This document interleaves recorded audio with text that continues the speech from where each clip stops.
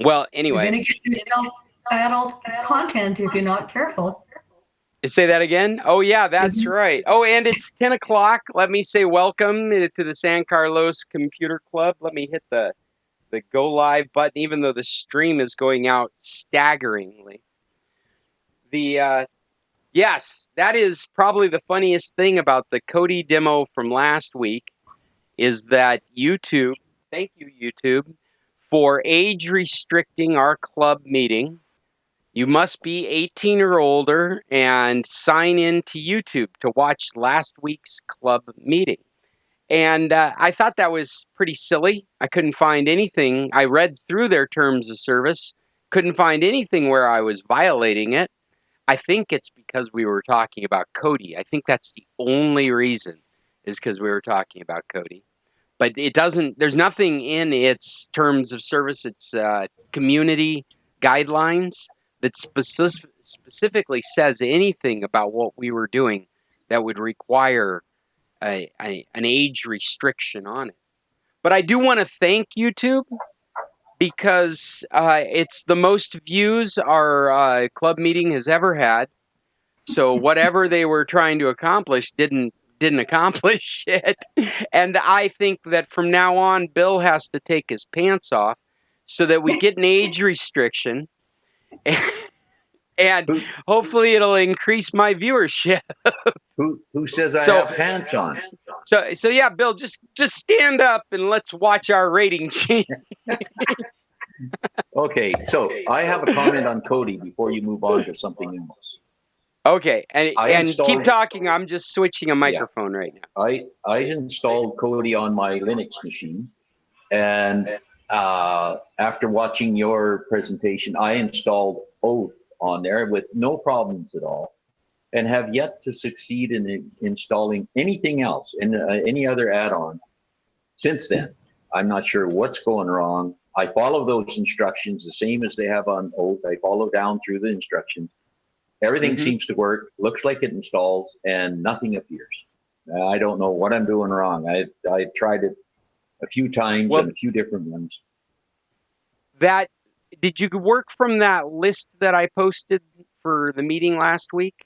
Well, that list of best Kodi icon or best Kodi add-ons? Yeah, because underneath each one, they have a very detailed description of how to do it. And I think I've done 3 of them now.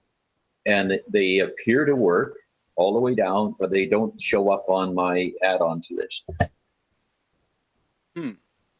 So, and are you using the latest Kodi, the 19 or the 18.9? I believe I'm using 19. There is a very specific difference between the two. One runs Python 2 and the other one runs Python 3. And it has affected which add-ons work in the latest version. Oh, maybe. And so that's one of the reasons I did the Oath, is because it was compatible with both of them. Maybe that's my problem. Now, do I have to uninstall Kodi and then install the lower one, or can I just downgrade it? How do I go about that? Well, depending on the experience you're having, I would uninstall. If you're going to downgrade, I would uninstall and start fresh. I think that's the best way to do it. And now, when I uninstall, I will lose. Will Oath disappear, or does it stick around if I uninstall it? Well, I would intentionally make it disappear because you're downgrading. And there are instructions on how to downgrade. I haven't gone through any of those instructions. So you could Google instructions on downgrading. But you probably saw, and after you get a rhythm for installing an add-on, it's not hard to put the Oath back in. No, I'm sure I can.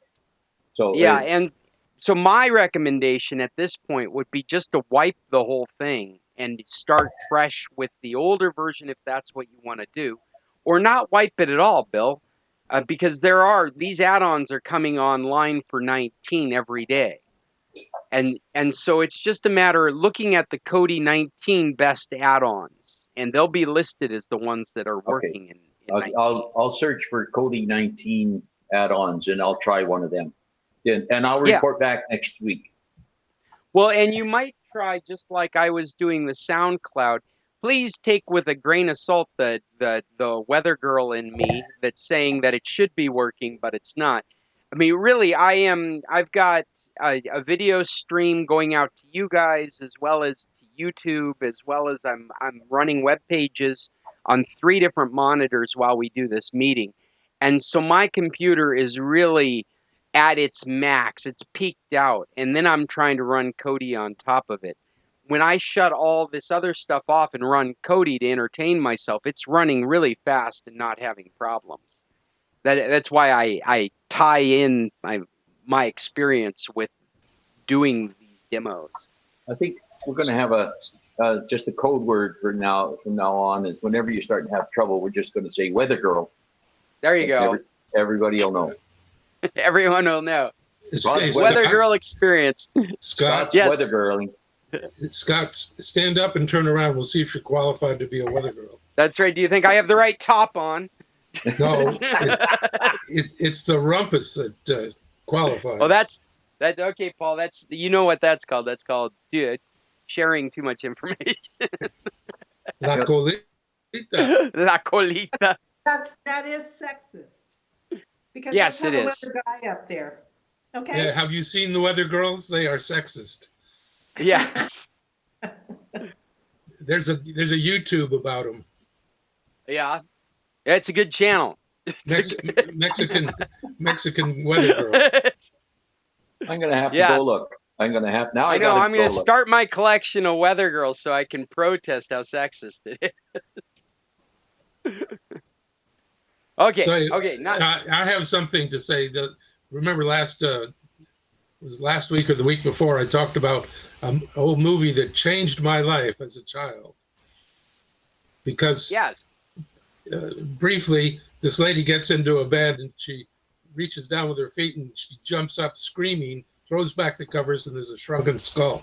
Well, the movie is Under Capricorn, directed by Hitchcock. Oh, okay. So if you want to see what scared me for 10 years. Oh, I'm definitely putting it on my watch list. I've never heard of it. It must be one of his minor ones, you know. Under Capricorn. That's great. So, because everybody talks about the birds and Vertigo and like that, you know. A Rear Window, that was a great one. Yes, yeah, absolutely. And so many of those movies are inspirations for scenes and themes in modern movies. Like they've gone back to look at those and take inspiration from it. Yeah. A couple of weeks ago, I recommended John Wayne's The Searchers, and I was wondering if anybody went back to watch it.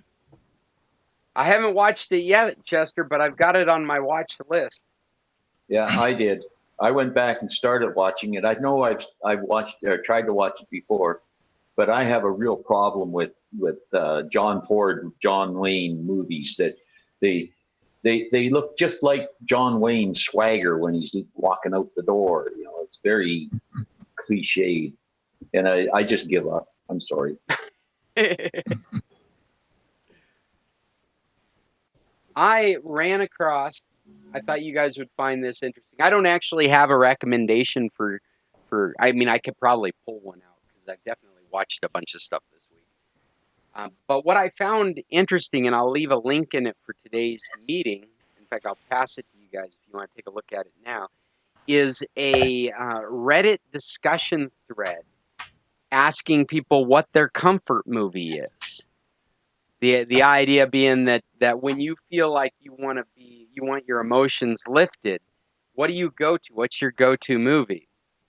And it's been a lot of fun to read through this thread. And where am I? Yeah, read through this thread, and it's just people submitting the movies that they think make them feel better. Does Princess Bride make the list? Ghostbusters, Jurassic Park, Shaun of the Dead. And I thought you guys might get a kick out of just running through other people's movies that they recommend as comfort movies. So I'll put this link on today's. I'll also send it in our chat right now if you guys are interested in it. If you open up the link, in fact, let me refresh. I like the top one already. Boy, not safe for work. What is it? Read the top one on your screen. I lost it already. I Oh. was in the middle of a refresh. I wanted to say, this is Reddit from a web browser without signing into Reddit. This blue button will allow you to see the whole discussion. What Reddit does is it creates a summary of a discussion post, and then just a few lines down, it has this button, read or view entire discussion. If you click that, it opens up the entire thread. And I'm sorry I missed that, Bill, because I know you're. Well, you might get knocked off of YouTube again if you leave it up there long. It was something. Yeah, well, now we're shooting for that. Yeah, that's our goal now. Is we're going to be edgy in the computer club. It was something along the lines of finding comfort while masturbating. Sorry. There you go. I'm serious. That's what it was. I believe you. It's Reddit. For my movie, I have to open an incognito window first. There he is.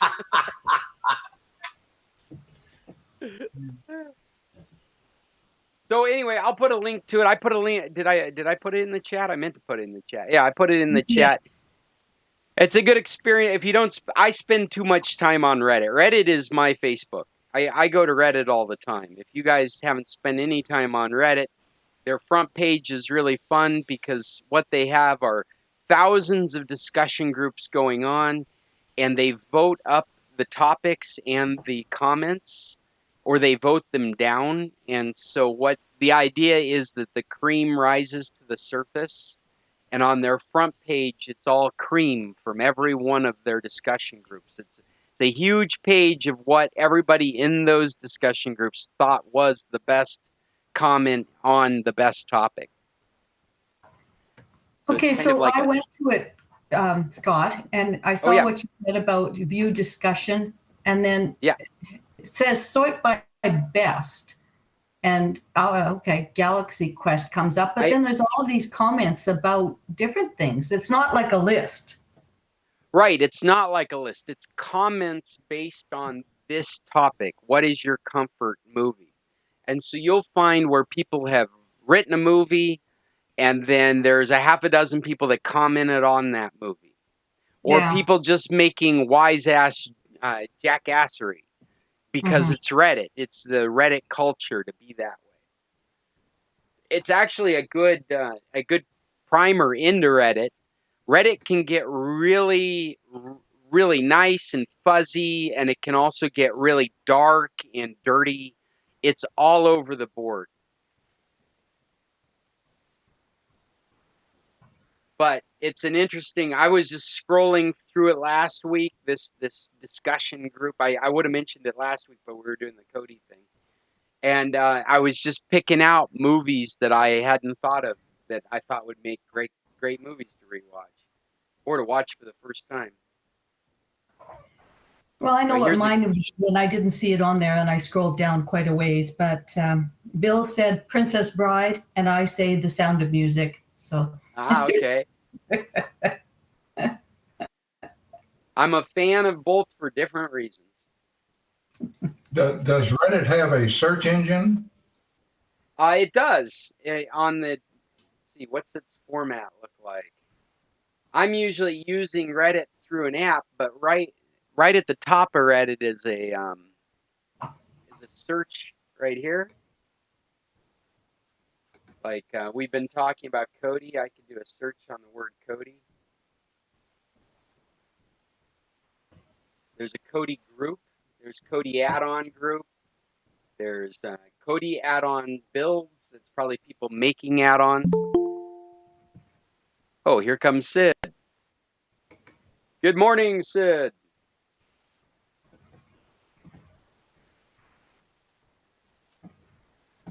Morning. How are you today?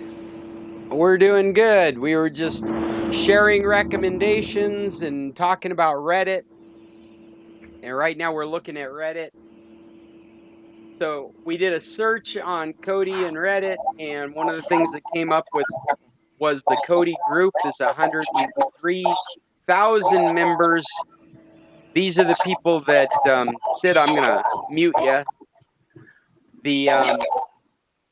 It didn't work, did it? Who's making that noise? Oh, Jim, I'm sorry, it's you.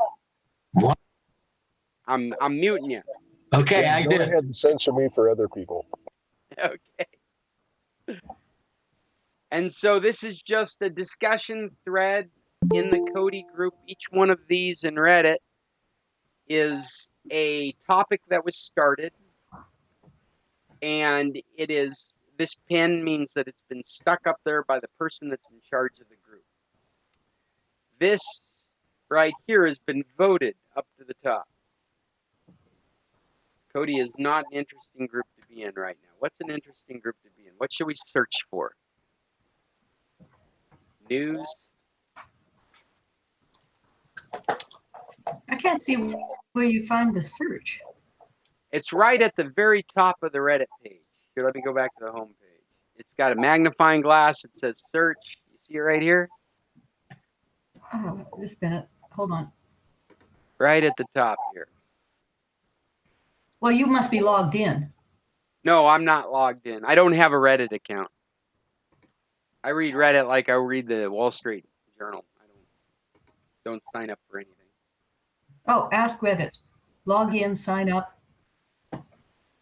Log in, sign up. Right here, right beside those, it's got the Reddit icon, and right beside it has a search field. Got it. Oh, here, the Suez. So this is a group called Suez. Oh, I'm sorry, this is a page called Suez. And here are discussions that are related to Suez. You see this right here? Here's a good example of how Reddit works. Is the r/ means it's a discussion group. The discussion group is called iBleach. And it's come up in a Suez search because how they finally got the ship unstuck. iBleach is a group that has visuals that are supposed to make you happy. It's like, take all that garbage out of your eyes, bleach your eyes with some, and it's like kittens purring. It's like fawns having been birthed. It's stuff of that kind of nature. It's supposed to make you feel touchy-feely, fun stuff in iBleach. Look at the icons in the background that they have for such a thing. You see that up here, puppy dogs and kittens. Paul, I found one of your friends.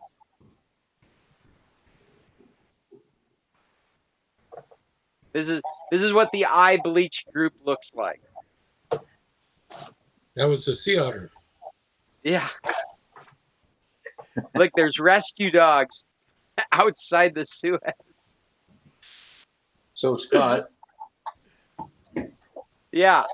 I saw something on the internet this morning said, no more Suez Canal jokes. That ship has sailed. Yeah. Ba-dum-bum. Ba-da-bum. I liked the way the national news last night called it the ship storm. The ship storm. So I ended up in the iBleach group because I did a search on Suez, and this video came to the top. And somebody posted it in the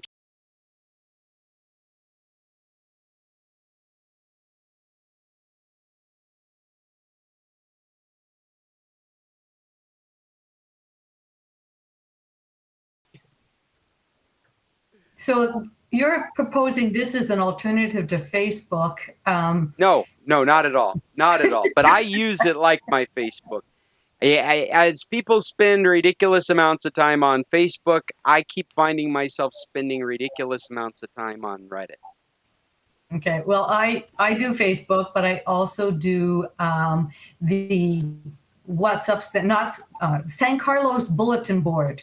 And Oh, yes. I can spend some time in there because different people put different links to different things, and there's jokes and there's different things going on in there. But on Reddit, I just typed in book club, and one of the topics that came up was, should I quit my romance book club to save my marriage? So yeah, it got some interesting, different things in. When I typed Canadian weather, and we got all kinds of people putting the worst place to live in Canada because of weather. It's Winterpeg, otherwise known as Winnipeg. But yeah, so there's interesting topics, and it's different people saying different things. There we go. Have to weed. So your book club brought up a topic in the Reddit subgroup relationships. You see that r/relationships? Oh, I see. Okay. And that's a whole discussion group. They're bringing up topics all around relationships in that group. And Reddit has its own language. If we take your topic here, should I, 30 female, so it's a 30-year-old female, quit my romance book club for the sake of my marriage? 30 male, that's her husband, is the same age male. And if we followed that through, what we were going to find is a whole bunch of people from the relationships discussion group sharing their opinion for this woman. I feel bad for her because I bet there's horrible, horrible advice going on in that group. Relationships, Outlander, all under book club. Am I the asshole? Here's some Reddit language for you. AITA. This is actually a group in Reddit, but it's also an abbreviation that's used in Reddit, asking the question, am I the asshole for believing my friend is biphobic and uninviting her to our book club? It's somebody that's asking for them to judge whether they've made the wrong decision, if they're making the wrong judgments. Am I the one that's wrong? And here I am making references. Am I the one that's wrong for thinking the way I do? And a whole bunch of people post underneath it's their opinions of what you've posted. Again, I'm what you call I'm on Facebook as well.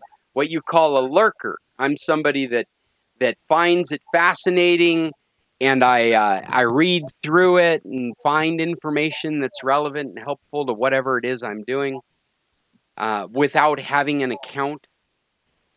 Sometimes I feel like I want an account because each one of these topics and comments you're able to rate. You're able to vote up or down. You can thumb up it or thumb down it, but you can only do that if you're a Reddit member.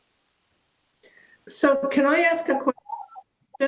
It Sure. used to be that when the person that was talking during our meeting would be bigger picture. Now everybody's... I'm sorry, I've been so busy talking, I haven't been bringing people forward. Oh, okay. Is that better? No, it didn't change. Oh, it didn't change. That's when isn't that when you spotlight? Yeah, Judy, maybe you've changed your layout. I can't. I'm on an iPad. Well, is it layout? What is it? Oh, it's over here. It's this thing. No, it's not that thing. What is it? Darn it. See, I've got the three little dots, but I can't really do anything in there. And under settings, it doesn't do anything. Because you're on an iPad. Exactly. Maybe if I hold on. Are you sure you don't have me pinned? No, I do not. That's why you're not big. If I want you to be big and if I want to see the screen, I have to pin you. You don't just automatically get big when you speak. Okay. Well, that is called Spotlight, like Cheryl was saying. And on the PC, we're finding it under Layout, this Spotlight. Yeah, I don't have Layout on my iPad. And it didn't change to turn it either, so. I know in Zoom it's called Speaker View. What? In Zoom it was called Speaker View, so whoever was speaking. Exactly. But I think Scott must have it because he's doing it. Yeah, I just turned on the Spotlight view, and so as soon as somebody talks, they're full screen on me. And I'm broadcasting that back. I'm rebroadcasting what comes to my screen back as my screen to you. That's why Judy's full screen. I can see you at all. I'm off to the side. Okay.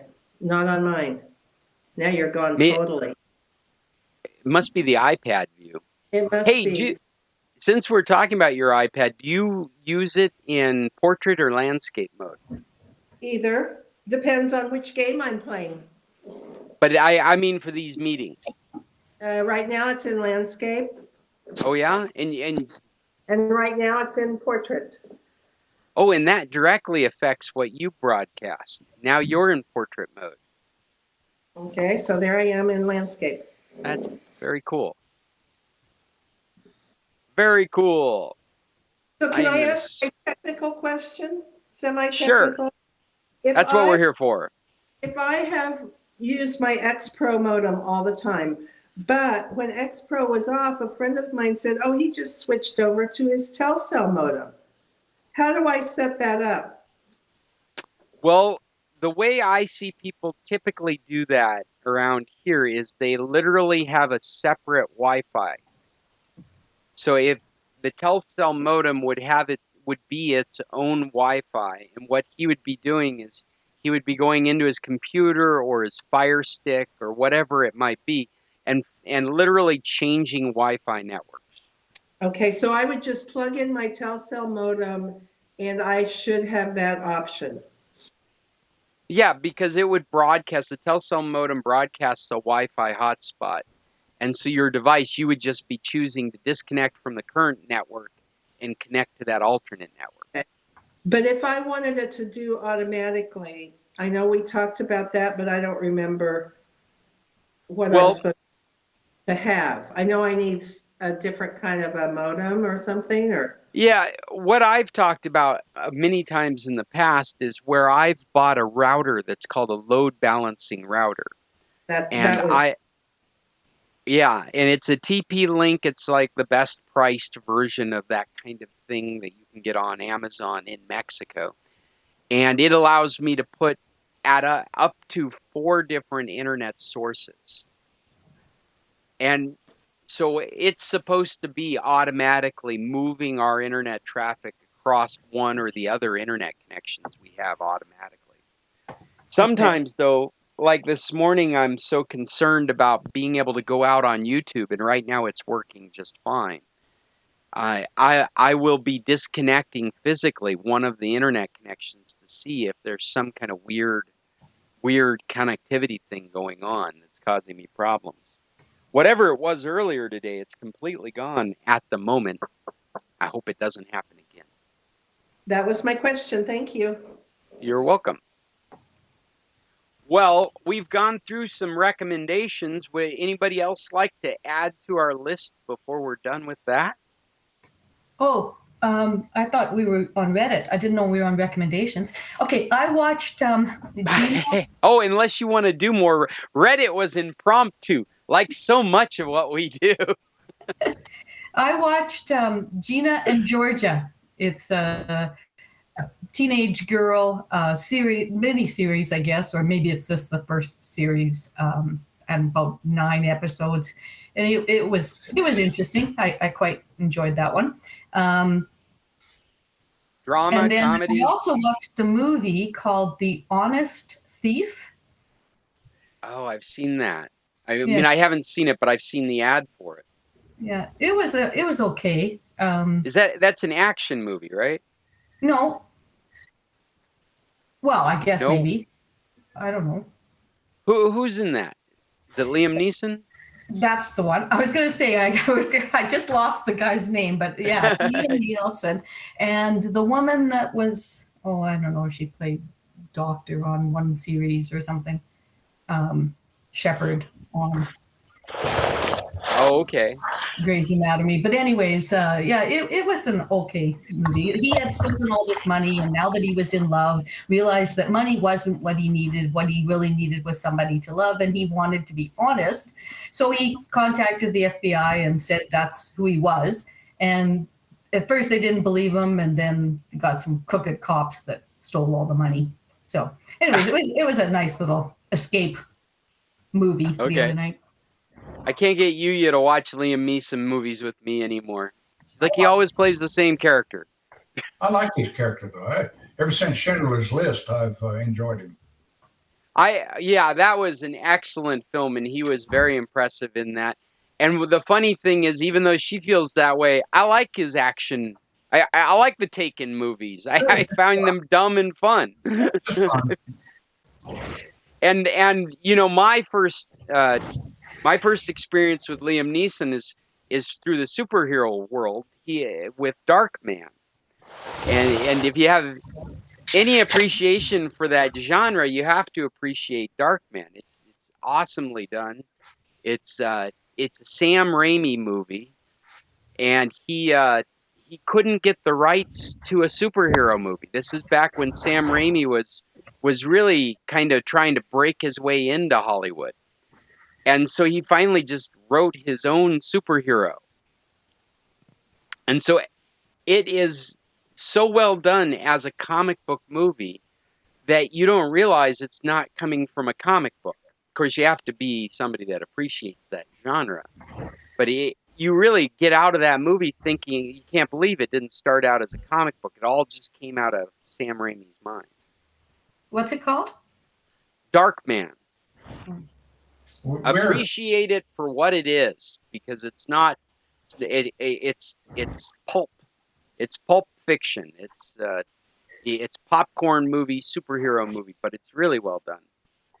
We're watching a series that we're enjoying called Succession. I don't know if anyone else has seen it. I haven't seen it. I think I've seen commercials for it. It's a little bit rough on the language, certainly adult. But the storyline, I think, is interesting, and the characters are beyond belief. Succession? Succession. You said Succession, right? Yes. Yeah, that is fabulous. Yeah, it is. That is the. Go ahead, Jim. What were you going to add? It is a wonderful insight into the ultra rich. In this case, the Murdoch family and I can't even think of it. The Sumner Redstone family. They're kind of a play there, and to see how that world might actually be like, and the ruthlessness of it all, I found fascinating. Plus the script, I'm just amazed at what is sometimes included in the script. Things that most people wouldn't really realize, like unless you've been involved in mergers and acquisitions. But there's some very real stuff in it. Yes. So you're actually seeing stuff that played out in the past with people of that class, of that level. Yeah, I can relate. I can, not that I'm in that class, but I can relate to what was going on there. Oh, okay. Yeah. Well, that's the premise that I thought that show was based on, was upper class families, and there's some patriarch that needs to hand down his legacy. Yeah, it's way more than just upper class families. Yeah. For example, at one point they're on their yacht, and the yacht is about as long as Beltrona's from one end to the other. It's it's a mega yacht. The Paul Allen. Yeah, I was going to say, ahead, Chester. Paul Allen. Chester, you were trying to say something. I'm sorry. No, I just I'm amazed at the script in it and what's included in some of the discussions. Having been involved in that industry, it's quite interesting for me. But I would recommend it if you can tolerate the 4-letter language that seems to be universal. Well, now that we get adult ratings from YouTube, I think we can handle it. I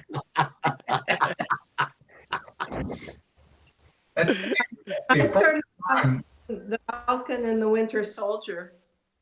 Hey, what did you think, Judy? I'm really curious of somebody else's opinion. Well, I think I just watched the first episode, so I think TV show from the Marvel Universe. It includes the Falcon from the Avengers and the Winter Soldier, Bucky, the guy with the arm that was best friends with Captain America as he was growing up.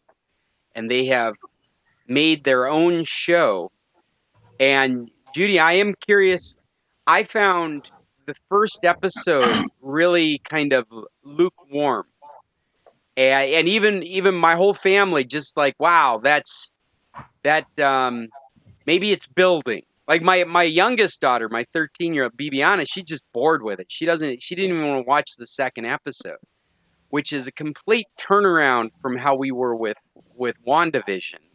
With WandaVision, we immediately were sucked in. Whether we liked it or not, we had to watch the next episode. Whether we thought it. I'm sorry, what was that? I was going to say WandaVision, I got through about 15 minutes of it, and that was it. Okay. So this is a good contrast in personality types for the Marvel programs. Now, the second episode of Falcon and Winter Soldier, my eldest, Emily, at 15, just loved it and she said a number of times, this is what I wanted from this TV show. I wanted this banter between fake friends, all this joking going on and picking on each other. She wanted to see more of that from the Avengers movie, and they definitely delivered as far as she was concerned in the second episode. Now she's a super fan. She can't wait for the next episode. I think it comes out this weekend sometime.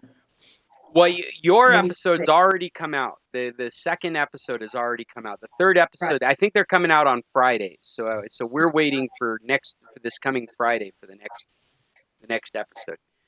Bibiana's not joining us, and Yuya and I keep an open mind.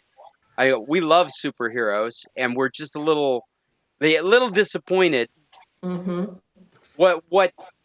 What kind of fixes that is this was the first show that was supposed to be released. When WandaVision was supposed to be one of the last. And because of COVID, it got all turned upside down. So if you could imagine this... Oh, I'm sorry, Cheryl, go ahead. I tried WandaVision. I did make it through the first episode, but I haven't bothered to go back. But one of the ones that our grandchildren got us watching was the Guardians of the Galaxy. Oh my goodness, I love those movies. I love the soundtracks. But anyways, those two. Yeah. And if I could find more Guardians, I'd enjoy it. Guardians of the Galaxy is James Gunn is the director of the Guardians of the Galaxy movies. And they are a favorite in my house. Everyone in my house loves those movies. There's an animated series for Guardians of the Galaxy. It's not too bad. It's not too good either, Sid. I've sat down and watched that series. You have to be. I was hoping it was okay. I couldn't get through very many of those episodes. They were just too off. Unlike Deadpool, where I am a Deadpool comic book collector because of the movies. I never collected Deadpool before. Guardians of the Galaxy, I haven't found anything outside the movies that I've really appreciated. I wasn't a big fan of the comic books at the time, and I thought they were going to make a bad movie when Marvel suggested they were going to use it. And I loved the movie, so I tried the animated series, but I didn't enjoy it. Yeah. But the movies are definitely worth watching. We really enjoy the movies. The Deadpool comics are bad. The Deadpool comics, is that what you said? I can't read a Deadpool comic without reading it in Ryan Reynolds' voice. It happens. He's done such a great job of embodying that character. It's his comedy style. It just goes hand in hand with the character. Doesn't it? It sure does. And I used to read the comic books, so. What's funny is I wasn't much of a Ryan Reynolds fan in his movies until Deadpool. Deadpool has turned me into a Ryan Reynolds fan. Well, it's not just the movie, it's what he's done with the character. I mean, stealing the suit after the first movie was brilliant. And then showing up in hospitals and doing charity stuff with the suit, running away when somebody from Marvel shows up to grab the suit. And... Yeah. Well, and Marvel does a good thing there too. It was kind of what I was hoping would happen with Guardians of the Galaxy with the animated series. Is Marvel has looked at how successful these characters play out on the big screen, and they rewrite them in the comic books to take advantage of the things that the general audience really enjoyed on the big screen. So it's not hard to imagine that with the success of Deadpool, they start writing Deadpool with Ryan Reynolds in mind. Kind of like what they did with Fury, Nick Fury in the Avengers movies. You know, that's Samuel Jackson. They decided that Samuel Jackson should be Nick Fury. They decided that before they made the Avengers movies. They had actually rewritten their character, Nick Fury, in the comic books to look and behave as Samuel Jackson, almost as an enticement to get him to play the character when they made movies. But I don't think that happened with Guardians of the Galaxy, the animated series. Scott, before everyone leaves today, I do have a medical story I want to share. We'll make sure we get to that. Thank you. We have gone through some recommendations. We've gone through, the Reddit. We ended up on a side story of Reddit. And you know what? This might be a great time to hear Chester's medical story. What do you got, Chester? Oh, well, last Thursday, I had what they call the aorta valve, which is the big valve in the center of your heart, replaced. Wow. And here I am with no recovery problems and feeling great. And it was really new technology that's been developed in recent years, which relieve the surgeons of having to open your heart up and to replace that valve. And wow. So they didn't have to crack your chest open? Nope. It's called TAVR, and it's a special technology, requires doctors who are trained in it. And they do all of the replacement of that big valve. It's about 1 inch in diameter. And they do it through the arteries in your groin. Wow. So the only repercussion, if everything works out, is insignificant little stitches that are in your groin, and they're on the inside of the artery. So it's a non-event. How long were you in the hospital, Chester? Well, they kept me overnight just to confirm that there was no bleeding on the incisions into the groin. So they kept me overnight, and I went home the next day, and I'm perfect. Oh my gosh. Yeah, it's just unbelievable. I just wanted to share it in case some of you someday have to have that valve replaced. Chester, what's the acronym you used? TAVR, TAVR. R. I'll look that That's up. amazing. That's a recommendation if I ever heard one. Yeah, absolutely. Just I have a question. So this is like a transplant, and where did they get the valve? Where's the valve from? Okay, the valve is made. The replacement valve actually uses some of the tissue from a cow's heart for the flappers, and it has a metal cage around it to keep from creating blood clots. Now I will have to be on blood thinners for the rest of my life, but that's the only consequence. But you don't have to be on anti-rejection. Like there's no possibility of your body rejecting this. There was no rejection. There was nothing taken out. It's an artificial valve. It's basically a check valve, and it gets corroded over age with calcium, and then they can hear it through a stethoscope, and that's how they found it initially. Of course, I went through a major amount of tests after that, but it stops letting blood flow through, or it lets too much blood flow through. So it's a major valve in the center of the heart. I just think it's amazing that you were able to, I mean, almost an outpatient kind of situation. It's better than that. I'm not only just an outpatient. I can do anything. I can't lift anything over 10 pounds for a week, but I have absolutely no pain. I have no repercussions whatsoever. Is this a study or is this a treatment? Like, is it a experiment? No, this is actually it turns out to be major surgery because there are 3 teams involved in doing it. The first team is those that are specialized in this particular technique. And then they have a standby team in case they have to install a defibrillator or a heart control unit. Right. And then a third team in case there is a problem that they can open your heart up and repair it. So, and it took I'd say it took about an hour.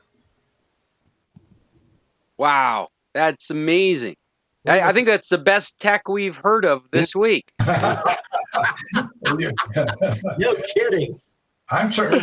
Where was it done? Where was it done, Chester? It was done in Phoenix at Banner Desert Hospital, which is one hospital that has is set up to do it. They only do it on Thursdays, and there are only a few doctors that are qualified to do it.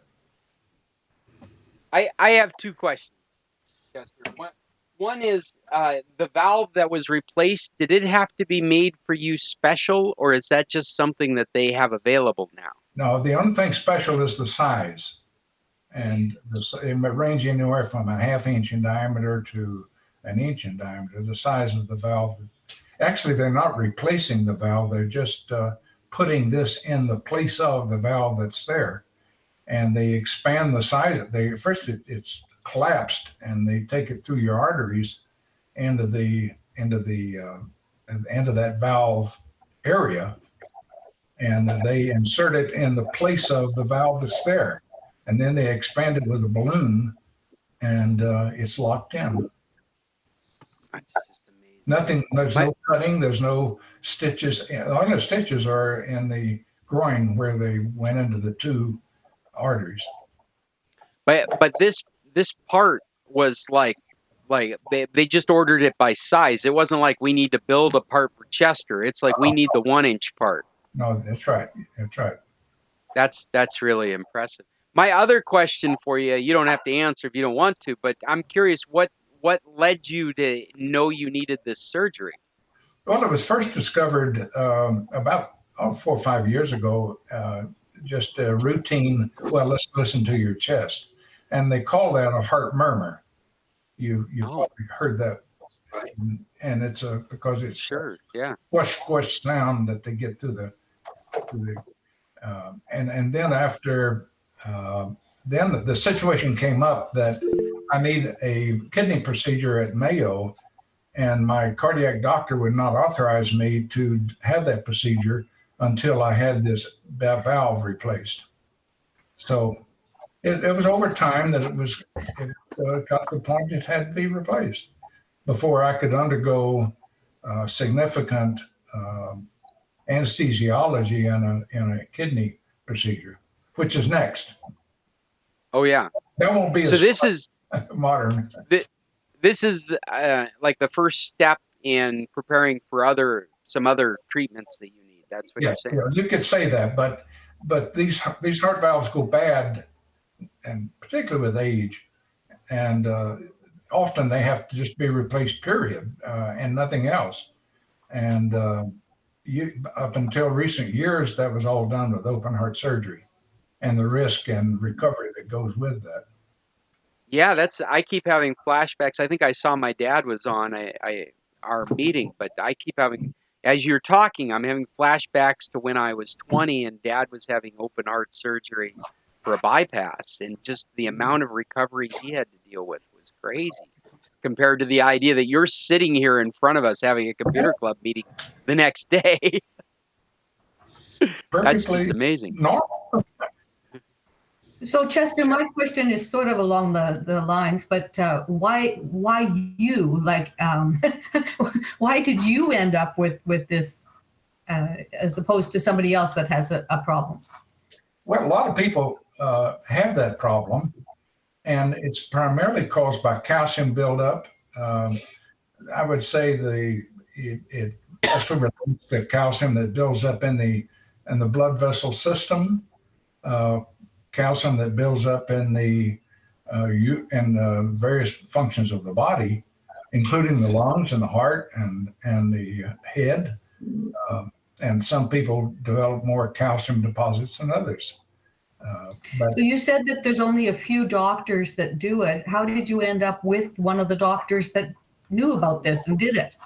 But I had a cardiologist that I was referred to because of the murmur. And Right. After a large variety of tests of the heart, that was concluded that this was the area that needed to be corrected. And a lot of people will have shortness of breath. They will have they have symptoms that lead to it. And I basically had no symptoms. And I was fortunate in that respect. I hadn't had a heart attack. I didn't have dizziness or, from a lack of blood flowing to the brain, which is usually, it's called a heart murmur, and a lot of people have it. Mm-hmm. But it's buildup of calcium in that particular it's a three-flap valve that's right in the center of your heart, and it functions as a check valve. Once the heart pumps the blood to the arteries going to the lungs, then it's a check valve to keep that from backflowing into the heart. And if that backflow occurs, then the heart beats more often, and has trouble getting the pressure up. Scott. Congratulations. Wow. Scott, I sent you a link. Yeah, Chester, that's great. I saw your link. I sent a link with a really good picture of it. There it is. Just click on that picture. Click on the picture. Here we go. Over on the far left shows the calcium buildup. Okay. And looking through the top of the head, right directly into the valve. And you can see where it's in the balloon in the heart. Oh yeah. That they expand it with the balloon, and it's just lodged there, and they don't cut out the O valve or anything. It just goes inside of the flaps of the O valve. Oh, I got you. Like they mount it using the old valve, and then there's new flaps inside what you've mounted. Yeah, right. And the new one, the new heart valve, has a metal cage around it to keep the valves from sticking or keep them from forming clots. That must be similar to a stent, huh? It is similar to a stent, and they don't know really how long it'll last because they haven't been around that long. At least that's what I was told. It's very interesting because another friend of ours had the same thing done this week and also had very good results. Well, good. That's good to hear. Who was saying that? They had a friend? Oh, hi, Judy. Judy Bauer. Yeah. Hi, Chester. Hi. Who was it that, or you don't? I guess you don't have to share if it's inappropriate. Nobody from here. So Judy, was that also done in the Phoenix area? I couldn't hear that. I said, Judy, was that also done in the Phoenix area? No, down in Kansas. Oh, wow. Same procedure, though. Same procedure that he let us know that he was fine too. That's just amazing. They let him out the first day. Wow. Who would have ever thought that we'd be doing stuff like that? We finally entered the new millennium. We're living in the future. The same procedure was planned by Mayo concerning my kidney. I have a lesion in one of my kidneys. They're not sure that they will be able to use that procedure because the lesion is too close to a vein. So they're a little undecided what they're going to do, but until they get in there. But a lot of it is going on with the arthroscopic type of technology now. And if you're sitting in an operating room and you see all the equipment that's involved, it is really mind-boggling. I mean, it's a big room full of heavy-duty equipment. I imagine when they get so much of this dialed in and automated, that they're going to be able to do some pretty intense. That's a pretty intense procedure. And you used to crack the rib cage open to get at and do that kind of work. And here, if they can automate and standardize this through the groin, through the arteries in the groin, well, you could see some not specialized people being able to provide a lot of medical care through an automated system. That's really impressive. A lot of it will turn to robotics in the future as well. But it's it's a 4-hour lay on your back to be sure that nothing goes wrong, and then you're done and you can go home. Yeah, that's amazing.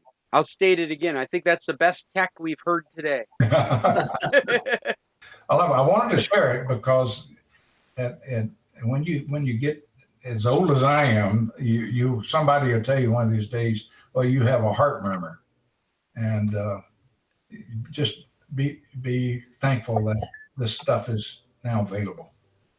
Yeah. You think about the amount of trauma that cracking the chest open and all that recovery time for the healing.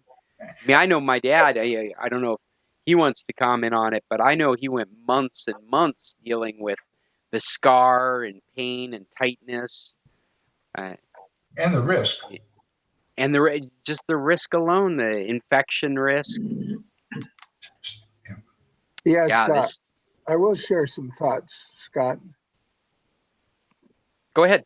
We were in Australia at the time, so I had my surgery there. I had a heart attack at age 49 and tried the balloon. I was actually traveling back to Alaska from Australia. I was still working up here, and I had my heart attack in Los Angeles, came to Alaska, and then went through a process of making sure I was ready to go back to Australia. And they'd put a couple of balloons in. They said I had such a long blockage, and the balloons were new at that time, and they didn't hold. Hey. By the time I got to fruits and veggies, is there anything? Australia, I had to have. That's when I had to have the open heart surgery, double bypass. But they used the mammary arteries. They specialized in mammary arteries. They said they never developed arteriosclerosis. I've got to tell you, at age 49, I wasn't sure how long I was going to live. So I'm pretty amazed every day that I'm still alive. My father had his first heart attack at 51. They did nothing for him, and he died at 58 with atrial fib. I mean, they didn't change a thing. And the doctor told us he was the picture of perfection. He wasn't overweight, didn't drink, didn't do any of the things that might cause the problem, but it didn't help him at all because he died at 58. So I'm absolutely amazed. This is the sound of Scott knocking on wood. Yeah. It's just amazing to think about the change that's taken place. Especially, I'm most familiar now with heart. I mean, I've had a couple of stints since, but overall, I'm still just doing fine. And it's amazing to me when I think about how they did nothing for my father, and what a difference these days, especially your story, Chester. I hadn't heard that. I'm particularly pleased because I can walk to the Desert Banner Hospital from our house in Mesa. So that's kind of nice to know. But anyway, thanks for sharing your story. It was really excellent. It makes us really appreciate the level of technology that's taken place, especially with the heart. Well, and Pop, you didn't mention, how long do you feel like it took for you to recover from having your chest cracked open and getting back to normal? Like how long do you think it took you to be where Chester is right now the next day? Probably a year. That's just blows my mind. I was uncomfortable most of the time. We were still in Australia, and then coming home, I was still having some problems and so forth. Yeah, but you're right. It's pretty traumatic to go through that, cracking the chest open like that, and so forth. Yeah, what a change to think about is just to have you've gone from a traumatic experience, a life-saving experience that you're lucky to have survived, to a trivial outpatient treatment that just everyone should be able to get a hold of in the future. Yeah, just amazing, really. Very cool. Well, thank you both for sharing. That's great info. I think all of us, me included, find that fascinating and useful information. And Scott? Bill found that link to the page. I'll put that on today's meeting if you guys are looking for more reading. It's also in the chat right now if you want to bring it up right now. Scott? Bill, I'm sorry, I didn't mean to cut you off. What you got that's there? Okay. I was just going to say that my older brother, I believe, had the same problem. He has a pig valve. Yeah, and they cracked his chest to do it. And that was about half a year ago. Took him maybe a month and a half, 2 months to be up, where he was getting around pretty good after that. But he had the old system, and I'm pretty sure it was the same problem. A lot of it depends on where you are. Absolutely. If I had stayed in Mexico or stayed in Oregon, this would not have been available there. It's just because I'm here. Chester, we call that the attitude of gratitude. Scott used the word about trivial. This wasn't trivial. This was amazing technology. You talked about the 3 different surgical teams that were around. The luck of being in the area to have a doctor that said, I'm not going to operate on your kidney until you get this done. Just the whole sequence, it's we got to be grateful and show our attitude of gratitude. Yeah, absolutely. Don't misunderstand me. I don't think it's trivial at all, except for the patient. Chester has had a trivial experience compared to what he could have had. Absolutely. Right. Yeah. And how far technology has come. Yeah. Yeah, we're really fortunate that such things exist. Me especially, because you heard my lineage. But if I'm not here next week, it may be because I'm involved in Mayo's kidney procedure. But if not, I'll be here next week. Excellent. Well, with all that said, are there any other tech topics that have been brought today? Has anybody got anything they'd like to share with us today? This is Paul. Yes, I have one. A parallel in computer technology. And that is a commercial I've seen for a thumb drive that you plug into the side of a computer that is no longer working. And it uses a remote system in the thumb drive to make your computer work on a parallel thing, and it's called Extra Comp or Extra Computer or something like that. Have you seen that? You don't have the specific name of what you're talking about? No, because it was I think it was on my cell phone. I saw it, and I didn't have a way to write it down. But extra is the first part of it anyway. Its full name is Extra PC. I have one. Okay. Oh, you have one? Yeah. Yes, I do. What do you think of it, Jim? Well, it worked pretty well. It's I had one. I had a PC that had inadvertently erased the operating system, and it's a very long story, and I won't go into the details of how it happened. But suffice it to say, this uses a Linux system, and it gives me another usable computer, but it's only usable from the thumb drive. It does not reinstall the software from the thumb drive on as a new operating system on the computer. That seems okay as long as you're sticking with USB 3. And if you're buying it as a package, like you've seen advertisements for this stuff, they're sending it to you. I'm assuming they're sending you a USB that is 3.0 or newer. And at USB 3, those speeds, you really don't have to install it on your hard drive. You can run it right off of the USB. Yeah, he says that's what you have to do, he says. But I might look into it because I have a stack of obsolete laptops. But if they don't have USB 3s, they have 2s. Do you say it wouldn't work on a USB 2? Well, Bill and I have been playing with Linux distributions back and forth over the last couple of weeks. And one of the things that I've become very aware of, because you download Linux distributions in a live format if you want to try them out. You can do that on a USB drive.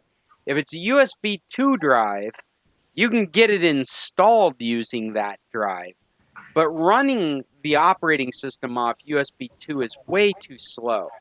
You're constantly waiting for data to come off of the flash drive over to your computer because of the constraints of that speed of USB 2.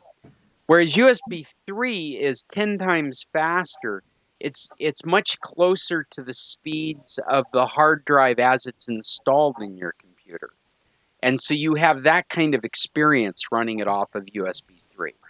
So yes, those laptops to run off of a USB would have to support USB 3, and the USB device you have would have to be USB 3. Well, however, I'll have to resort to surgery on my computers, pull the hard drive out and plug them into a bus that I have. I have the two bus types for laptop hard drives. Yeah, what you could do is you could use the USB 2 interface to install Linux on a hard drive that exists in one of those laptops. Oh, I see. And that would be the way to get the best performance out of it, is to use the hard drive and the hard drive interface that comes with that older computer. Sounds to me like an opportunity to recover lost data that otherwise you couldn't get to. It would be just for photos mostly. Yeah, photos or emails or whatever that are stored that you lost or didn't back up. Let's ask Jim real quick. Did you find tools in that extra PC that would allow you to do that? Like you could see your image folders, your documents, and get them off the computer? I haven't tried to. I wasn't necessarily recreating that as a separate functional laptop, but rather I wanted it primarily for media streaming. One of these days I'll try to download Kodi onto that. Well, most of these that have been advertised on online as well as on cable channels, this extra PC that's the first time I've heard that name, but there's been other names that have floated around.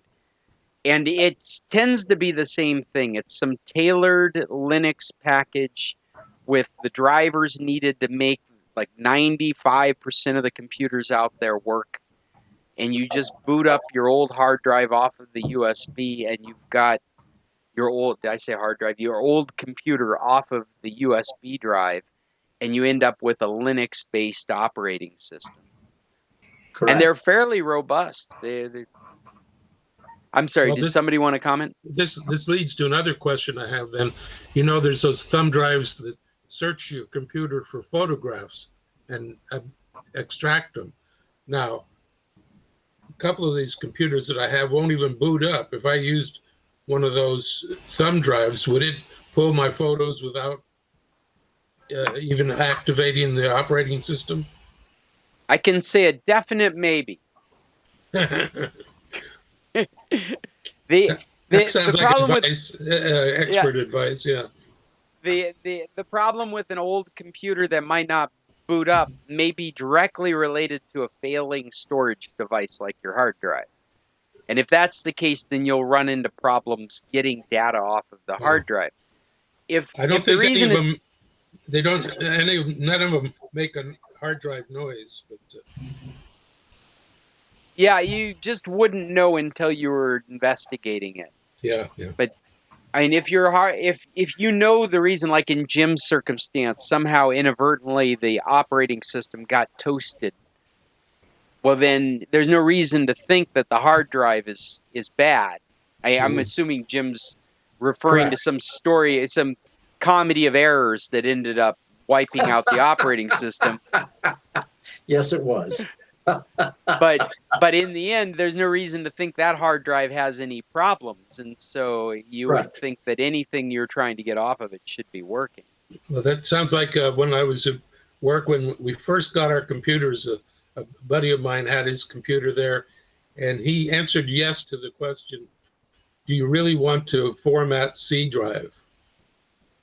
Yeah, that's not one you want to answer yes to. Scott? Yes, Cheryl. I have an interesting thing that's happened with my email. About 24 hours ago, I started receiving spam messages, and they're coming about every 20, 25 minutes. They're sometimes they look like they've come from my address, and they've got the consistent thing is that in the subject line, it'll say surprise, but it'll be S period, U period, or this one I just got, you've been chosen, with periods in between each letter. Wow. And they're just coming. They're going to my spam thing, and I'm able to delete them. But I don't know if I've gone somewhere or I've done something. The one place I was yesterday about this same time was looking at making an appointment with our Alberta Health Services. Did you give them your email address? I had to, but I didn't finish the process. Do you know what I mean? And you didn't have any of this kind of behavior before you went and did that? I might get something in my spam box, maybe 2 or 3 a week. But this is consistently, like I deleted them all this morning while we've been talking, and I've got 4 more in there right now. Oh my God, that's a horrible story. And there isn't such a thing as notifying Google or Gmail or it's. Well, you could go into Gmail and but they're already marked as spam. I mean, that's literally what it is you're getting hit with a bunch of promotional stuff that you shouldn't be hit with. Yeah, and I don't open any of them, so. No, and they're going into your spam folder, right? I mean, that's what we're talking about. And so you're really of the character that's going into the spam folder to see what's going on there. But really, most people aren't even paying attention to what's happening in the spam folder unless they're expecting something and it doesn't show up. My phone mailbox lists them all on it. But in your inbox? Yeah. When I go into my computer, I've got them separated out, like promotions and primary, and they show up in my spam. But on my phone, they just all come in the whole list. Yeah, that's a really good example of how we use spam filters are sometimes device dependent. Like the spam filter in your computer is different from the spam filter that's in your phone. Yeah, and it's all my Google Mail and it's all my Gmail, but it just reacts differently. You might go into your Gmail account, gmail.com, from a web page to see if they're going into the spam folder there, or if they're showing up in your inbox. If you go to gmail.com and log into your email there, and you're seeing them in the inbox, then from there you may be able to mark them as spam, and they will stop showing up in your inbox in your phone. Yeah, I'm on my gmail.com, and I'm trying to see under settings how it knows what to go into inbox. Let me see here. Here you go.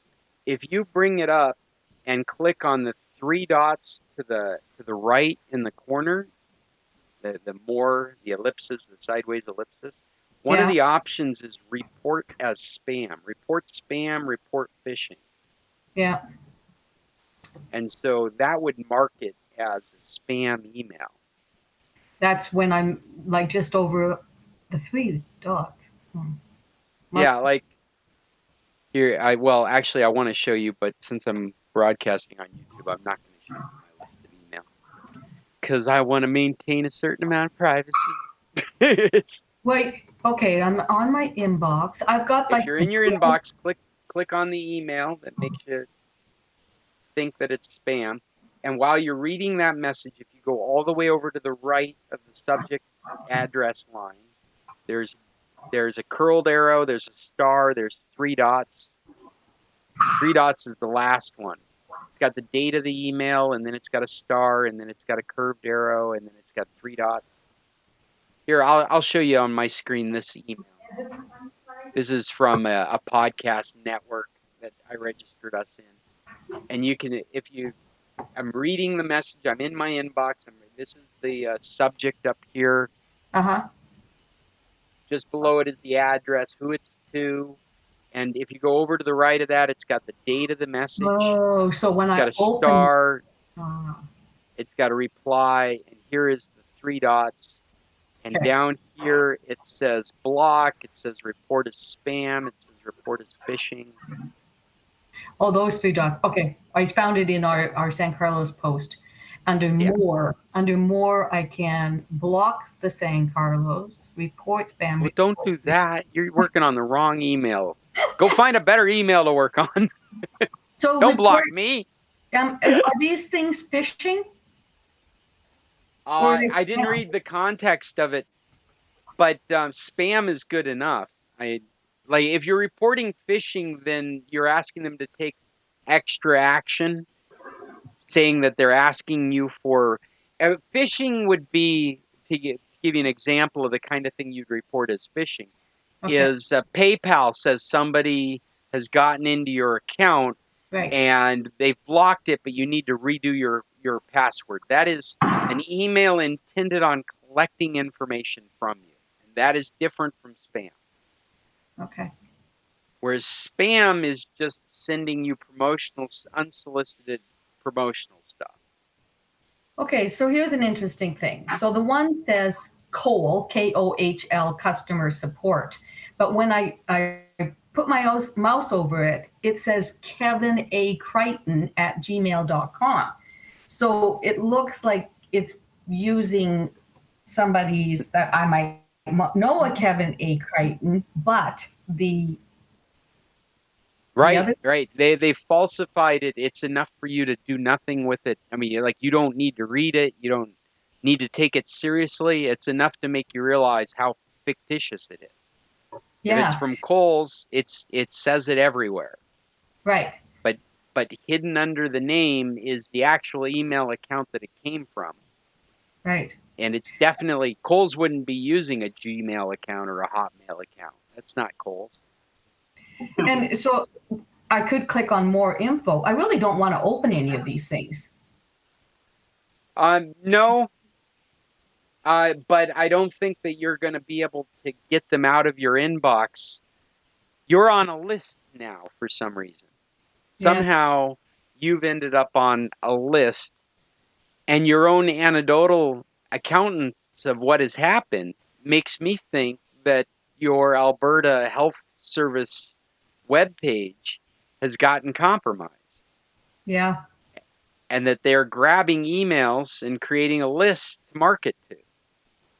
Oh, the other one that it could be, that we've been having all kinds of problems in Canada, it's tax season. And our Canada Revenue Association has locked all people's, different things. And my account was locked with them. So, yeah, maybe. But I don't know what to do with them to make them stop.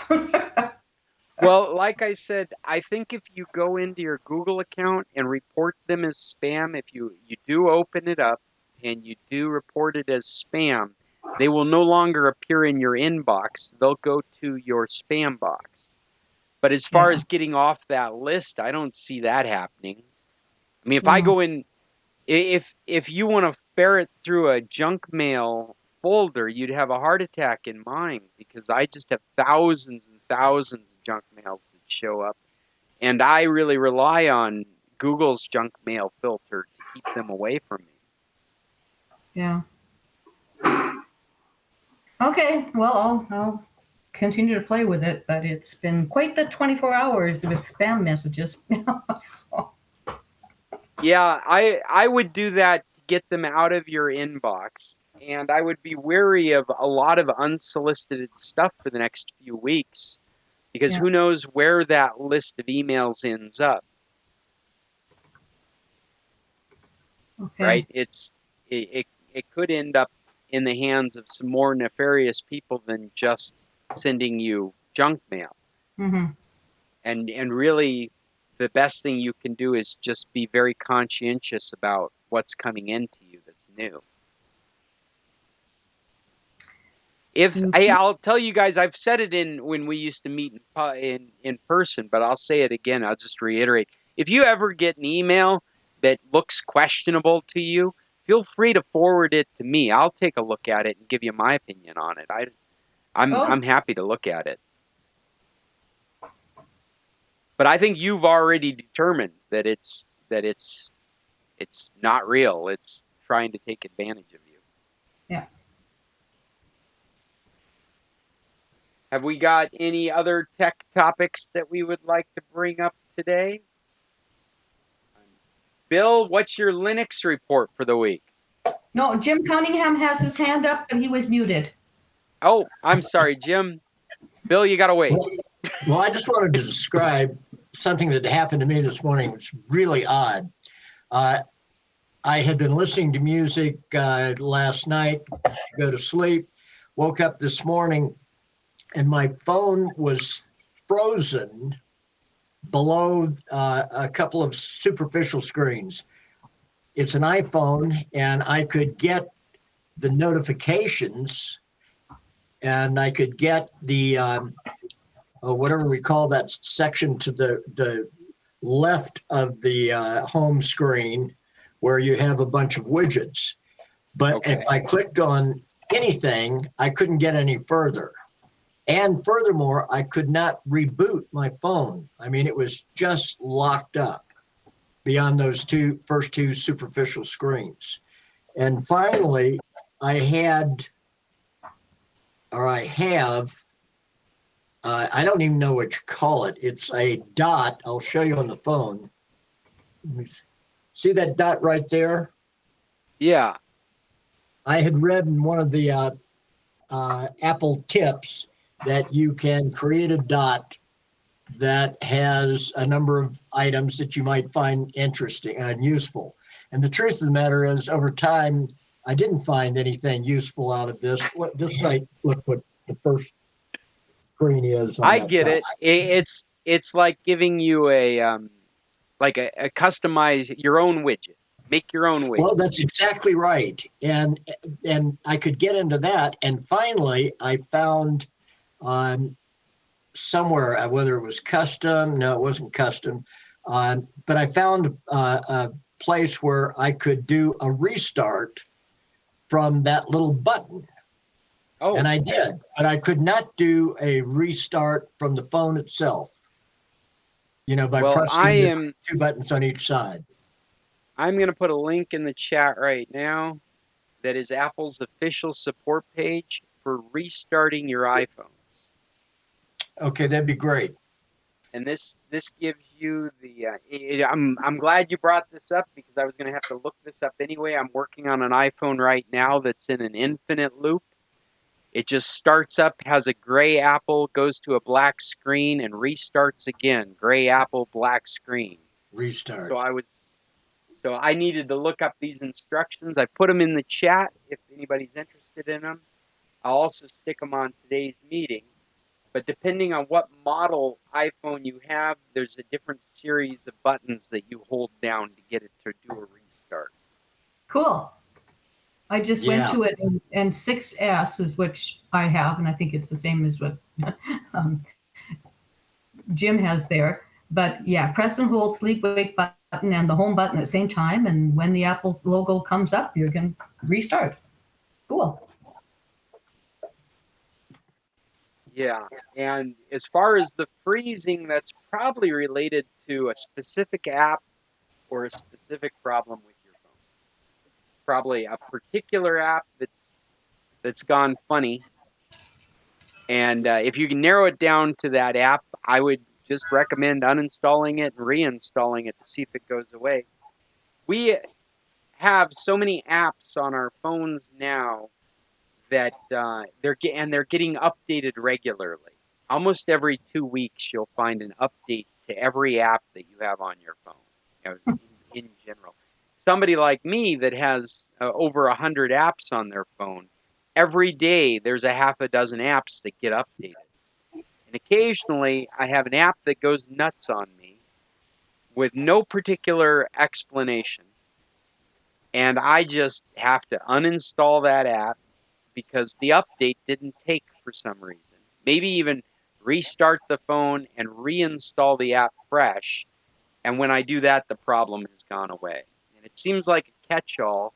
Doesn't matter the platform you're on. It's just something that we deal with. We actually dealt with it on PCs, but it was such a laborious chore. You have problems with Office. You have to go through the process of removing all of Office, cleaning up behind yourself, and then reinstalling Office. It was something you would hire somebody like me to come help you do. But now we're having those kinds of solutions in the mobile platform, and it's much easier. You just say uninstall by tapping on it and go back to the App Store and reinstall. And whenever you do those kinds of activities, I like to hedge my bets for success.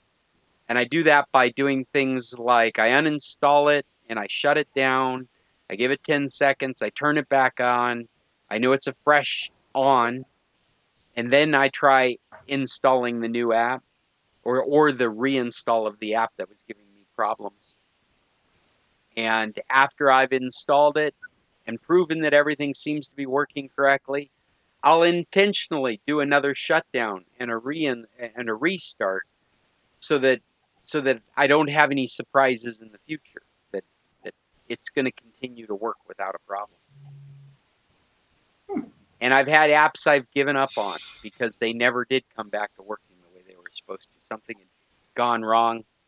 Maybe I'll come back to it in a month because something about their new update was not working correctly with my phone. Recently, we had a really bizarre problem in the Android side of things. If you have an Android smartphone, Google released a update to their web viewer, which is a component that's used by many apps. It's a widget. It's not a fully enclosed application. It's a widget that's used to build applications. And they released a version that was error prone, and it caused dozens and dozens of apps to freeze and have problems.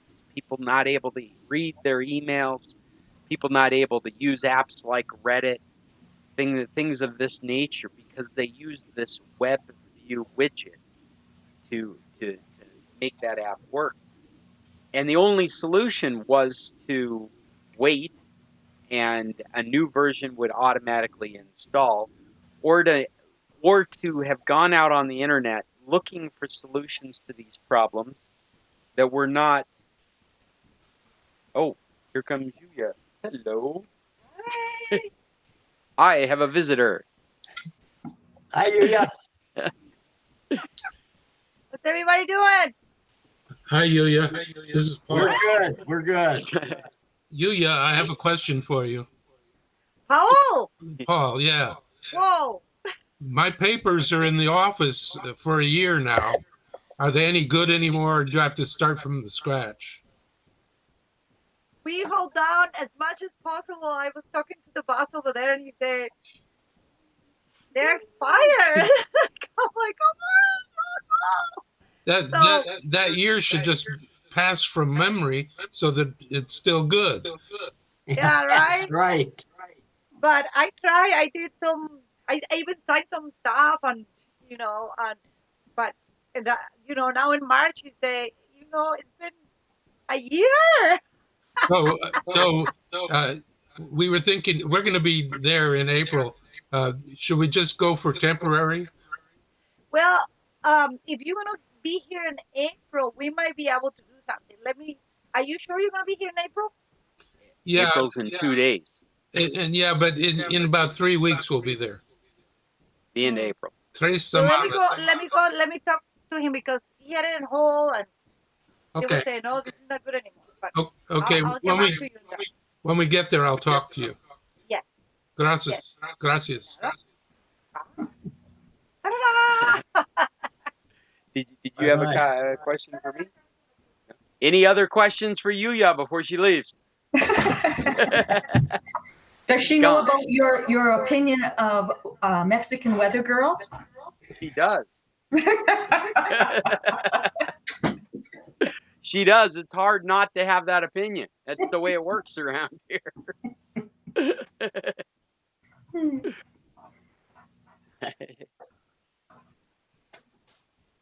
So let's see. We are starting to run out of time. Bill, what is your Linux update for the week? Well, I had a Linux update at the beginning of the show, and you forgot about it.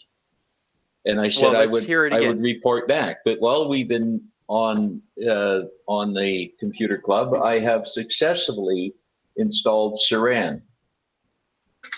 Saran? Saran? Yeah. I went with a C? And I searched for Kodi 19 add-ons, and that was the one to come up.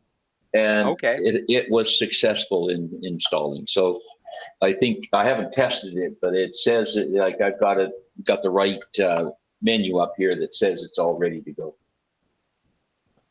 So I really think that if you want to do Kodi, the best way is to do it in little bits like this. Just tip your toes into it. I think if you look at last week's presentation, one of the first things I did was take a whole bunch of stuff out of the interface because it just convolutes what you're trying to get done. And the add-ons that you install are ones that you're going after looking for. So you'll find very specific instructions, where to find the repository, how to install the repository, how to install the add-on from the repository. That's the sequence of events on all the add-ons when you go to install it. You need to know where to get it. You need to know how to install it how to install the repository. The repository is that collection of tools that an add-on is made out of. A repository can have many more add-ons than the one you're interested in, and you could get lost digging through a repository. I don't recommend it.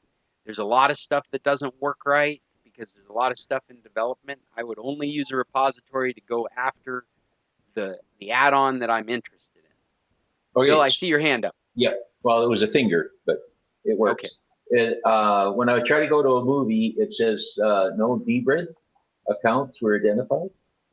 So maybe, I'm not familiar with the add-on you just installed, but dbrid is a service out there, a file sharing service that you can have an account on.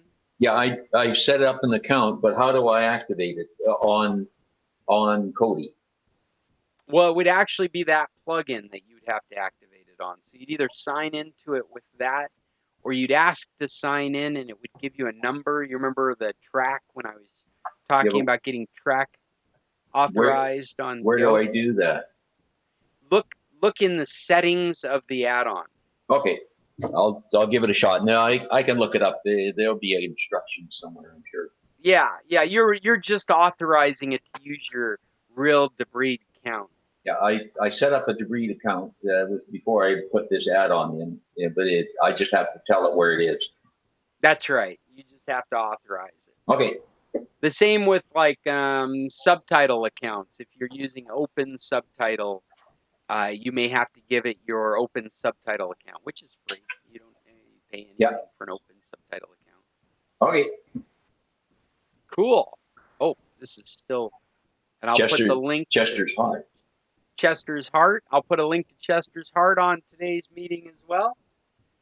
What else do we have as far as topics for today? I got a couple of quick ones. Did you guys see that? Oh, that's not the topic I was expecting it to be. What is this? When did I do that? Oh, that's okay. All right. I'm sorry. I have two COVID topics that I thought I only had one.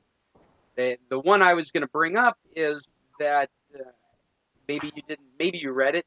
Amazon has gotten FDA approval for a home COVID test, which sounds exciting until you find out, you don't get the results without sending it back to Amazon. I'll put a link to it. There really isn't much to read here. It's a small article basically saying they have been approved for these home COVID tests. You'll be able to purchase them on Amazon with the intention of returning it to Amazon for your results. So I just found it interesting as we go forward. This is what's going on.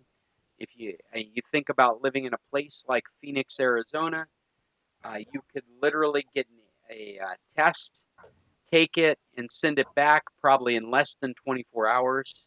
So it's virtually an at-home test for you. So, Scott? Yes. I sent you a link this morning, I believe it was, another one of these NFTs, the non-fungible things. Only the NFTs. It's about a artificial intelligence robot that's been around for a while, I guess. Anyway, they had an artist do his concept drawing of Sophia and fed it to Sophia, and she did her rendition of it, or her interpretation of it, and they put it. It's a little digital movie of the transition from the original to her version. They just sold it for $700,000. I was gonna say out of everything you just described, the sold it for $700,000 is the part that's the NFT. Well, now they got the damn robots selling their own stuff. Sure, but I mean that's all very that's a topic in itself is robot art, but it's been used in this case as an NFT. Yes. And so then that's the NFT technology portion of it is selling it as an NFT. This NFT stuff, I don't know if you guys have been paying attention to it, but I find it fascinating in respects to things like artwork and photos. One of the frustrations that creators have is how easy it is for things to be copied. Okay. And this Go ahead, Bill. My question is, who gets the money, the robot or the artist? It's the guy that owns the robot. And by the way, the Sophia robot is. It is. I saw that article a couple of weeks ago. Yeah. So it's an official citizen, so it could have a bank account, I presume, in Saudi Arabia, and could collect the money. Does it have a passport? Well, wait a second. The robot's named Sophia. Maybe it's got to wear a veil, and it can't have a. It's only recently been allowed to drive, and it has to ask its robot husband for money.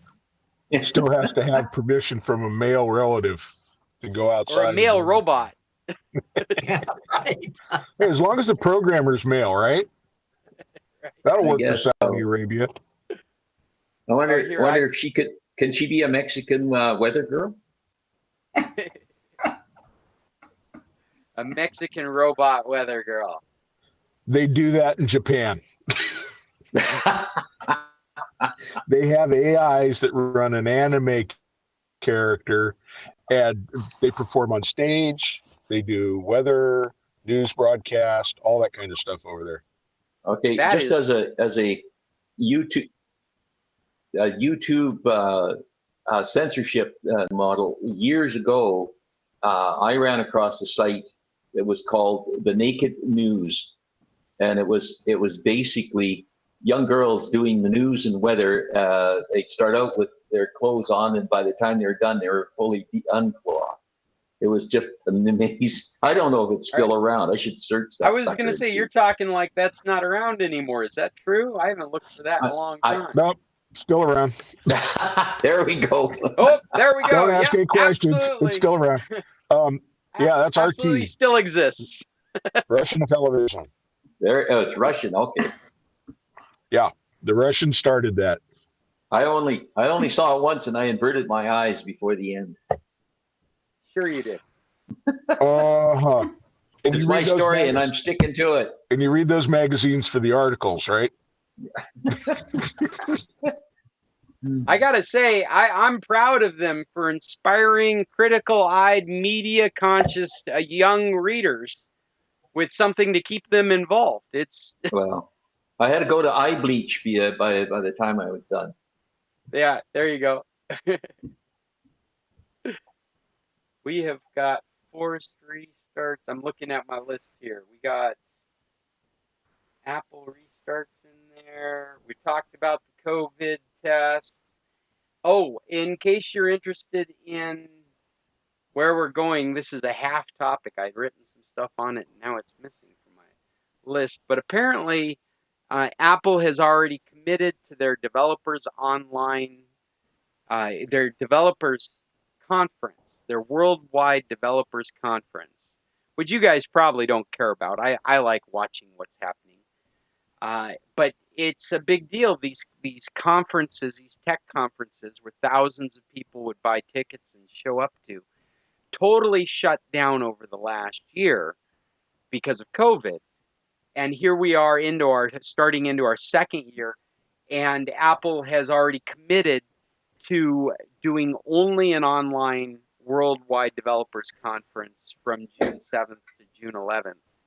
To give you an idea of the state of where we are as far as COVID versus normal life, Apple is predicting they will not bring thousands of people together for their developer conference in June. They're still going to consider it not safe enough to do that. Yeah. Which I mean, I would take it with a grain of salt, because I mean, this should be an indicator of where we are as far as getting closer to real life. And at the same time, I've heard a lot of journalists talk about they don't see these conferences going back into real life again. That they've been so successful, the industry has, of these announcements being online and allowing everyone to attend, that they don't see them going back to in-person conferences. That what will happen is some new arrangement will spin out of it that will satisfy that small niche that needs to be in person. But these conferences, because of what has happened over the last year and what they've discovered, as you can imagine, all this online stuff, what we're doing now, these Zoom meetings, these ways of interacting and doing work and teaching, have accelerated our knowledge on how to do them. And in the last year, they've learned all this data about what is effective, what's cost effective, what people respond to. And they don't see these in-person conferences coming back anytime soon. I'm wondering if I'm ever going to be in a doctor's office again. I've had all my specialist appointments and everything, either on the telephone or on a Meet Zoom is what our Alberta Health is using. But yeah. Yeah, there's a lot of this stuff that I mean, it's fine. Microsoft is supposed to be reopening their campus, but it's reopening under the under the circumstances of if there's something you need access to, you're very welcome to work at home. But if there's something that you've been needing to get into the office for, then the campuses will be opened again, and there'll be specific times when it's okay to come in and do work. But all these tech industries have announced allowing their people to stay at home working. So it is what it is. Yep. And probably the last thing that I bring to today's meeting is just an article from, talking about Apple security and saying that we've had enough Apple security issues most recently that you probably want to make sure you're completely up to date. Waiting a couple of weeks, and I'll put a link to this as well, but waiting a couple of weeks is probably good advice, but waiting past a few weeks is probably putting yourself at risk. And I think I tend to agree. I've had you hold off on things like moving to 13 when you're at 12, moving to 14 when you're at 13. We're talking about iOS devices like your phones, your iPads, your iPods. And this is an article from The Verge that is saying there is enough exploits out there that you probably don't want to wait more than a couple of weeks to get into what the latest security update is, because they are quite literally solving security problems of things that have been found in the wild. So I know we talk about security issues all the time, and you're probably not somebody that's going through life thinking there isn't a risk because you have an Apple device. However, if you are somebody that is, this is an article to reaffirm you're out there in the wilderness and there are things in the wild that are security risks, and you probably don't want to wait too long before putting a patch, because the patches are needed. That's what this article is saying. The patches are needed right now, the moment we're talking about them. Yeah. Just a PSA from The Verge. And we are running out of time, and I've run out of topics. I am happy to talk about anything, but we do need to get... Has Bill taken his pants off yet? I don't know if we've gotten the age restriction put on this meeting yet or not. Well, I'm here to make it not the men's club, so there you go. Well, thank you, Cheryl. Where did all the Judys go? Everybody's been leaving as we hit the 1 hour and 15-minute mark, and we're almost at 2 now, so I'm out. It is time to say goodbye. I do have other work I've got to do today, but I always enjoy talking to you guys each week. We'll say hasta la vista, hasta la próxima vez. Tech on. Later. Tech on. You guys have a great week. Enjoy your Semana Santa, everybody. Bye-bye. You too, Paul. Adios, adios. Adios. Everyone have a great week. I'm hanging up. Jim, everything's working. Sid, I'll talk to you later, buddy. Later, man.